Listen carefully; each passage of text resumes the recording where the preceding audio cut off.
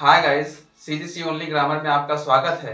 आज हम आपके लिए लेके आए हैं पास्ट इंडेफिनिट टेंस, जो कि पास्ट टेंस का पहला टेंस है। पास्ट टेंस के 4 टेंस हैं, इंडेफिनिट, कॉन्टिन्यूअस, परफेक्ट और परफेक्ट कॉन्टिन्यूअस टेंस। जिस तरह से आपको पहले ही बता दिया गया टेंस के कितने काइंड्स हैं, उनके डिवाइडेशन बता दिया गया था। तो आज क्योंकि प्रेजेंट टेंस खत्म हो चुका है और आज पास्ट टेंस है, जिन्होंने प्रेजेंट टेंस की वीडियोस ना देखी हो वो कृपया जाकर के चैनल पे उस टेंस की वीडियो को वॉच कर लें। आपके लिए उम्मीद करता हूँ वेरी हेल्पफुल होगा। और चलते हैं फिर सॉरी, एक चीज और कि आपको इस टेंस को पढ़ाने के बाद कम से कम 2 या 3 सेंटेंस या 2 सेंटेंस आपको होमवर्क के लिए दे जाएंगे। तो आप उसे, जो हमारे रिलेटेड स्टूडेंट्स हैं, हमारे पास के स्टूडेंट्स हैं, स्कूल से या कोचिंग के भी स्टूडेंट्स हैं, वो अगर इस वीडियो को देखें तो वो चाहे तो कमेंट सेक्शन पे वो कमेंट कर सकते हैं, जवाब लिख सकते हैं, या फिर वो मेरे मोबाइल नंबर पे अपना मैसेज छोड़ सकते हैं, माने कि जवाब छोड़ सकते हैं। इस तरह से वो अपना जवाब दे सकते हैं। तो आप जवाब जरूर दें। इस तरह से मैंने पहले भी कहा, लेकिन शायद आप लोग पूरी वीडियो वॉच करने के बाद आप इस चीज को या तो इग्नोर कर देते होंगे, लेकिन ऐसा ना करिएगा। आपके लिए अच्छा होगा कि आप इस खाली टाइम में उसका पूरा लाभ उठाएं। उम्मीद करता हूं ऐसा ही करेंगे। Thank you. चलते हैं past indefinite tense. Past indefinite tense की पहचान है ता, था, ती, थी, ते, थे, आ, ई, या, आदि। जब हिंदी वाक्य के अंत में आपको इस तरह के वर्ड्स दिखाई पड़े, इस तरह के शब्द दिखाई पड़े कि ता, था दिखाई पड़े, तीखी दिखाई पड़े, तेथे दिखाई पड़े, आ दिखाई पड़े, ए दिखाई पड़े, या दिखाई पड़े, तो आप उसे पास्ट इंडेफिनिट टेंस कहेंगे। जब आपने सेंटेंस को पहचान लिया कि ये फला टेंस का सेंटेंस है, माने कि पास्ट इंडेफिनिट टेंस का सेंटेंस है, तो उस हिंदी सेंटेंस का अनुवाद किस तरह से करेंगे वो हम आपको करना सिखाएंगे। तो आपने पहचान सीख लिया, तो अब सहायक क्रिया भी सीख लेते हैं। पास्ट इंडेफिनिट टेंस अगर आपने पहचान पास्ट इंडेफिनिट टेंस की, तो उसकी सहायक क्रिया जानना बहुत जरूरी है अनुवाद करने के लिए। तो सहायक क्रिया उसकी होगी आपकी डिड होगी। डिड आप 2 तरह से देख सकते हैं। डिड को मैं याद आता हूं। डिड 2 तरह से, एक तो आप इसे हेल्पिंग वर्ब के रूप में दे सकते हैं, और एक तो आप इसे मेन वर्ब के रूप में दे सकते हैं। उस दौरान जब ये मेन वर्ब में होगा तो वर्ब की सेकंड फॉर्म होगी। माने कि डिड को आप 2 तरह से देख सकते हैं। एक तो हेल्पिंग वर्ब होगी पास्ट इंडेफिनिट टेंस की, दूसरा ये मेन वर्ब होगा, मुख्य क्रिया होगी, और मुख्य क्रिया का ये दूसरा फॉर्म होगा, माने कि सेकंड फॉर्म होगा। फर्स्ट फॉर्म इसका हो जाएगा डू। आप जानते हैं कि डू फर्स्ट फॉर्म है, second form did, third form done होता है। इस तरह से ये जो डू है ना, वो आपका मेन वर्ब है और वर्ब की फर्स्ट फॉर्म है, और डिड जो है पास्ट इंडेफिनिट टेंस के हेल्पिंग वर्ब है। फिलहाल आप देखते हैं कि डिड यहाँ पे हेल्पिंग वर्ब है, और डिड का यूज जो करते हैं वो आप तो कहां करते हो, किस सेंटेंस में करते हो। सेंटेंस 5 प्रकार के होते हैं: assertive, interrogative, imperative, objective, subjective, objective. तो इस तरह से डिड का यूज आप नेगेटिव सेंटेंस में करेंगे। जब सेंटेंस नेगेटिव होगा, असर्टिव में 2 पार्ट्स, अफर्मेटिव और नेगेटिव, तो आप नेगेटिव सेंटेंस में डिड का यूज करते हैं, अफर्मेटिव में नहीं। और फिर इंट्रोगेटिव में यूज करते हैं। इंट्रोगेटिव में 2 पार्ट्स, एससी मॉडल और डब्ल्यूसी मॉडल, माने कि दोनों सेंटेंस में आप डिड का यूज करते हैं। ठीक है सॉरी। तो डिड का यूज आपने कहां करना है? आप करना नेगेटिव सेंटेंस में करना है, प्लस इंट्रोगेटिव सेंटेंस में करना है, या तो नेगेटिव हो या फिर इंट्रोगेटिव हो। इस तरह के सेंटेंस में आपको डिड का यूज करना है, और कहीं आपको करना नहीं है। अब चलते हैं क्रिया माने वर्ब की 5 फॉर्म होती हैं। वर्ब की 5 form, first, second, third, fourth, fifth. इस सेंटेंस में, यानी कि इस टेंस में आपको कौन कौन सी फॉर्म यूज करनी है, तो आपने देखा होगा इसके पहले के टेंसेस में आपने वर्ब की फर्स्ट फॉर्म प्रयोग किया होगा, थर्ड फॉर्म किया है, आईएनजी फॉर्म की है। माने कि कोई भी टेंस ऐसा नहीं जिसमें हर टेंस में माने कि ये फॉर्म यूज की गई है। आपने देखा होगा वर्ब की जो प्रेजेंट इंडेफिनिट टेंस है ना, वहां पे 2 तरह की यूज होती थी फॉर्म। एक तो वर्ब की फर्स्ट फॉर्म यूज होती थी, एक वर्ब की फिफ्थ फॉर्म होती थी। तो 2 तरह की वर्ब यूज होती थी, फर्स्ट और फिफ्थ। तो आप अगर नहीं देखे होंगे उस टेंस को, प्रेजेंट इंडेफिनिट टेंस को, तो आप ये देखिएगा।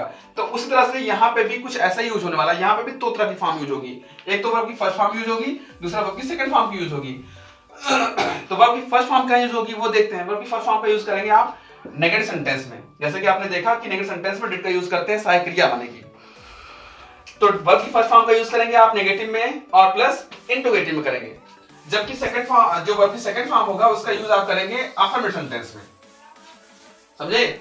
वर्ब की फर्स्ट फॉर्म का यूज कहां करेंगे? नेगेटिव और इंटरोगेटिव में। सेकंड फॉर्म का यूज कहां करेंगे? अफर्मेटिव में। वर्ब की फर्स्ट फॉर्म का यूज करेंगे नेगेटिव इंटरोगेटिव में, ये ध्यान रहे। लेकिन और ये ध्यान रहे कि डिड का यूज भी आप नेगेटिव इंटरोगेटिव में करते हैं, माने डिड का यूज प्लस वर्ब की फर्स्ट फॉर्म का, ये यूं कह लें कि जब भी डिड लगेगा उसके साथ प्लस वर्ब की फर्स्ट फॉर्म का यूज होगा, ठीक। लेकिन जब सेकंड फॉर्म का यूज करेंगे तो आप ये जानिए कि वहां पे डिड नहीं यूज होगा, माने कि without HV, without HV, without helping verb आप करेंगे। विदाउट हेल्पिंग वर्ब माने कि डिड, विदाउट डिड के साथ आप वर्ब की सेकंड फॉर्म का यूज करेंगे अफर्मेटिव सेंटेंस में। बहुत थोड़ा सा टिपिकल है, हल्का सा आप थोड़ा सा केयर करेंगे, दिमाग में आपके बैठ जाएगा, फिर कभी निकलेगा नहीं। अगला चलते हैं, अब हम अनुवाद करना सीखते हैं और उसके रूल सीखते हैं। Affirmative sentence, affirmative sentence rule बहुत छोटे हैं। आपको सबसे पहले सब्जेक्ट रखना है, फिर उसके बाद वर्ब की सेकंड फॉर्म रखनी है, उसके बाद आपको ऑब्जेक्ट रखना है।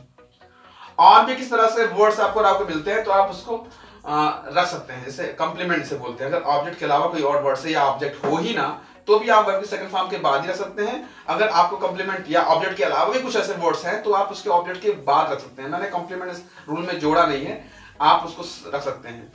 और अगर नहीं समझ में आ रहा होगा तो आप कमेंट करिएगा, बताऊंगा। फिलहाल मैं सोच रहा हूँ कि टेंस आप कंप्लीट करने के बाद आपको एक दिन मैं टेंस करने का तरीका एक बार फिर से रिवीजन करके केवल टेंस ही कराऊंगा और आपसे जवाब पूछूंगा, आप जवाब बताएंगे। ट्राई करते हैं, देखते हैं। उसने गाना गाया, वाक्यांत में क्या आया? या आया। या माने इस टेंस की पहचान है पास्ट इंडेफिनिट टेंस की सॉरी। तो चलते हैं, बात करते हैं। उसने माने की चाहिए आप अच्छा ही लगाएंगे क्योंकि यहाँ पे गाया है, या पे आप मात्रा, अगर बड़ी की मात्रा ये होती तो आप यहाँ पे सी लगाते, तब ऐसे करते हैं कि ये की मात्रा आई मतलब लड़की है। लेकिन अगर ये आया तो इसका मतलब ये लड़का है, इसका मतलब ये लड़का है, नहीं तो ये लड़की है। अच्छा लड़की है तो लड़की लगाते हैं सी, अच्छा लड़का है तो लड़की लगाते हैं ही। तो यहाँ पे या आया है तो क्या लगाएंगे? यहाँ पे ही लगाएंगे। ही हो गया, सब्जेक्ट हो गया। अब किस फॉर्म यूज करें? गाया माने कि सिंग करा, सिंग माने किसी गीत को गाने का काम, एक प्रकार की क्रिया होती है। और क्रिया करता कौन है? करता, जो काम को करता है वही तो करता होता है। तो करता इसमें है ही का, और कौन सी क्रिया कर रहा है? गाना को गाने की क्रिया कर रहा है। तो गाने को गाने की क्रिया तो बोलते हैं सिंग।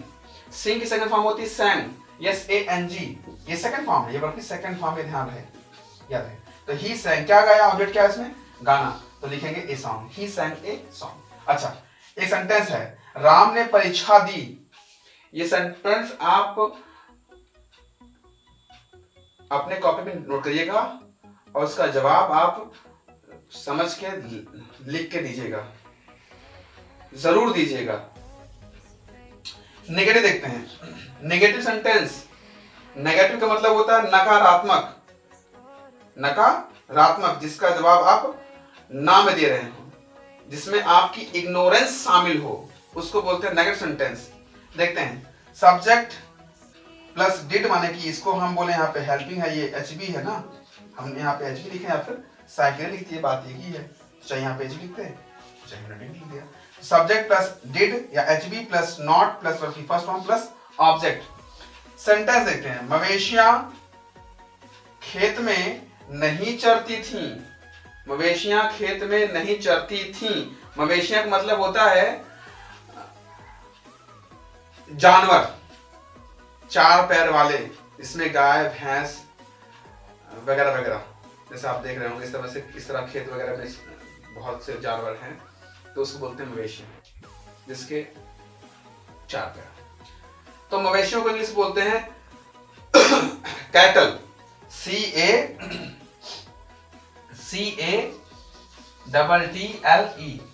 कैटल।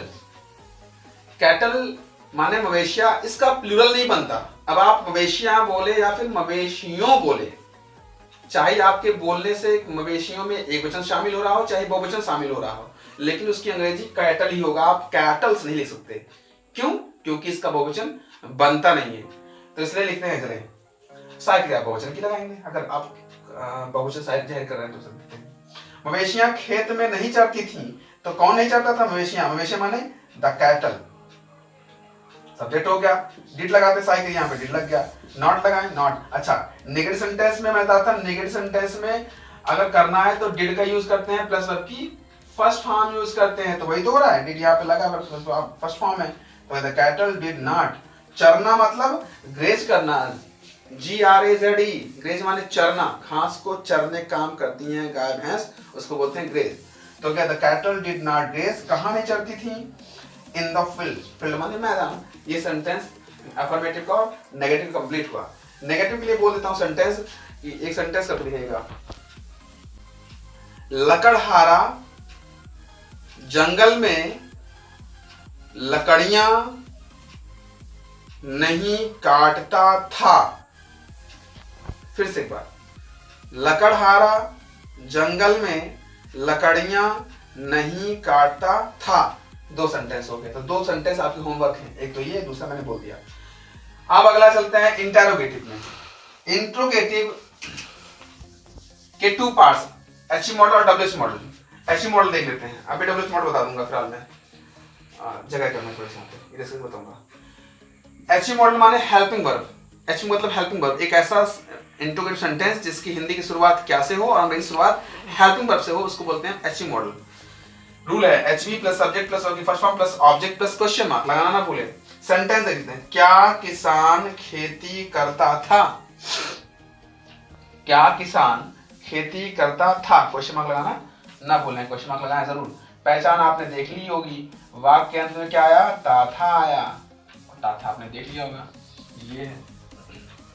तो क्या पहले आया है, मैंने कहा हिंदी पहचान में क्या, अगर हिंदी सेंटेंस में क्या सबसे पहले आए तो sentence HE model interrogative sentence होगा। अब क्या पहले आ गया तो आप क्या की अंग्रेजी व्हाट न लगाएं, आप अंग्रेजी बनाते समय सबसे पहले सहायक क्रिया लगाएं अकॉर्डिंग टू टेंस, टेंस के अकॉर्डिंग, जिस तरह का टेंस हो। तो क्या पहले आया, था बाद में आया, था पास्ट इंडेफिनिट टेंस है, क्या पहले आ गया है, इंट्रोगेटिव HE मॉडल है, लगाना यहाँ पे सहायक क्रिया है, सहायक क्रिया हम डिड ही लगाएंगे, क्यों, क्योंकि सेंटेंस पास्ट इंडेफिनिट का है। क्लियर, चलते डिड हो गया। सब्जेक्ट लगाएं, द फार्मर माने किसान, सब्जेक्ट हो गया। फर्स्ट फॉर्म क्या है, यहाँ पे करना, कर माने तो वैसे होता है हाथ, संस्कृत शब्द है तो मन तत्सम शब्द है, तो कर माने हाथ, लेकिन यहाँ पे करना मतलब कर मतलब हाथ से करने वाला कोई भी काम, आप कोई भी काम करते हैं ना तो करने के लिए लगाते हैं डू या फिर वर्क, तो आप यहाँ पे डू लगाएं, तो यहाँ पे डू हो गया, डू माने करना होता है, डू माने करना, फर्स्ट फॉर्म है। सेकंड फॉर्म बताया आपको डिड होती है, थर्ड फॉर्म डन होता है। तो डिड द फार्मर डू, क्या करता था, खेती, खेती अंग्रेजी क्या होती है, खेती अंग्रेजी होती है फार्मिंग, तो did the farmer do farming, क्या किसान खेती करता था। उसके बाद अब WH मॉडल, WH मॉडल को मैंने इधर एक किया आपको, एक हु मॉडल में एग्जांपल बताऊंगा आपको अलग से, और बाकी WH मॉडल जैसे हम समझते थे एक रूल के अकॉर्डिंग वो हम बता रहे हैं आपको। सबसे पहले WH, फिर डिड, फिर उसके बाद सब्जेक्ट, फिर वर्ब की फर्स्ट फॉर्म, फिर ऑब्जेक्ट, फिर क्वेश्चन मार्क, और कोई वर्ड है कॉम्प्लीमेंट वगैरह तो आप जोड़ेंगे क्वेश्चन मार्क के पहले ही, ध्यान रहे। तुम्हारे पिताजी कहाँ गए, तुम्हारे पिताजी कहाँ गए, बीच में कब, क्यों, कहाँ, कैसे, कितना, किसका, किसकी, कौन सा अगर आ जाए तो WH मॉडल है। सिंपल एग्जांपल आपको देता हूँ जिससे कि आपको समझ में आ जाए, फिर नहीं तो डिफिकल्ट एग्जांपल में आप उलझ जाएंगे तो आप समझ नहीं पाएंगे। जैसे सिंपल एग्जांपल है, बीच में कब, क्यों, कहाँ, कैसे अगर आ जाए तो उसका उसकी अंग्रेजी आप पहले लिखेंगे, तो कहाँ बीच में आ गया उसको आप पहले लिखेंगे, तो कहाँ अंग्रेजी क्या होगी, वेयर, जिसको हम कहेंगे WH मॉडल। पहले नंबर पे है, ये भी पहले नंबर पे है। दूसरा नंबर क्या है, डिड है, तो आप डिड लगाए यहाँ पे, दूसरे नंबर डिड हो गया। फिर वो तीसरा नंबर क्या है, सब्जेक्ट है, सब्जेक्ट में कौन है, योर फादर, करता तो पूरा पूरा है ना, तो तीसरे स्थान पे। वर्ब फर्स्ट फॉर्म है लगाना, तो यहाँ पे गए, गए मतलब अच्छा वाक्य के अंदर पहचान आप समझ रहे हैं ना, यहाँ पे एक मतलब ये आया तो ये माने पास्ट इंडेफिनिट टेंस की पहचान है, ये ध्यान रहे। या मैंने या लिखा है, या मतलब या ही ये में से कोई भी एक आ जाए, ऐसा नहीं केवल या ही है तो भी पहचान पास्ट इंडेफिनिट टेंस की होगी। तो अब लगाना वर्ब फर्स्ट फॉर्म, क्योंकि डिड के साथ वर्ब की फर्स्ट फॉर्म का यूज होता है। गए मतलब गो, और फर्स्ट फॉर्म में यहाँ पे हो गया गो, तो हो गया where did your father go. अब यहाँ पे गो ही लगाएंगे क्योंकि साथ वर्ब की फर्स्ट फॉर्म का यूज होता है। हु वाला एग्जांपल देते हैं। हु का एग्जांपल है, रूल है हु प्लस वर्ब की second form plus object plus question mark. इसके एग्जांपल मैंने अलग अलग क्यों दिया है, हु वाला अलग क्यों कर दिया, क्यों, क्योंकि मैंने कहा WH मॉडल में वर्ब की WH मॉडल इंट्रोगेटिव भी होता है। अच्छा, इंट्रोगेटिव सेंटेंस में पास्ट टेंस में आपको करना क्या होता है कि जब भी इंट्रोगेटिव सेंटेंस आपको करना हो, ट्रांसलेट करना हो, तो डिड का यूज जरूर प्रयोग करें, वर्ब की फर्स्ट फॉर्म उसके साथ करें। लेकिन हु में अलग है, हु अपने साथ कभी डिड नहीं लेता, माने कि सहायक क्रिया नहीं लेगा। और ये जब भी हम कौन का अनुवाद करेंगे पास्ट इंडेफिनिट टेंस में, बिना डिड के वर्ब की सेकंड फॉर्म यूज होती है, ये ध्यान रहे, इसलिए थोड़ा सा अलग है ये।